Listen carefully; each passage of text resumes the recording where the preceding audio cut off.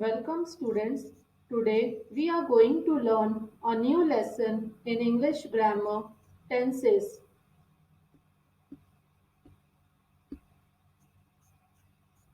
The word tenses means time. Time is indicated in three forms: present, past, future. So tenses are divided into three main types: present tense, past tense and future tense. If we consider this as a timeline, past is the time which has already gone. Yesterday is past. Work which is already done is considered to be in past tense.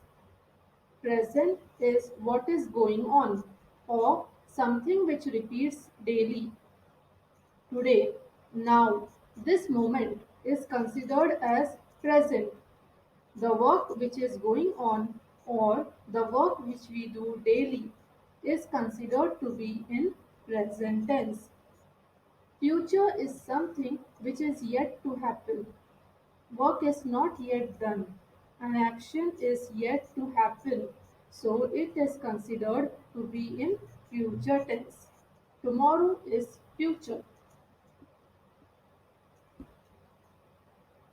To form a sentence, there is one part of speech which is very important, and that is verb. Verbs are words in a sentence that show action. So, the action words are called verbs. For example, play, cook, write, read, laugh, eat are all verbs. Now we will learn about the three main types of tenses. Present tense verb shows action that is happening currently or which happens daily. For example, I write a letter. In this sentence, the verb is write and it is in present tense because it shows something that is happening daily. The second sentence is I am writing a letter. Here the verb is am writing. It is in present tense because it shows that work is going on. Past tense verb shows action that has already happened a long time back. For example, I wrote a letter.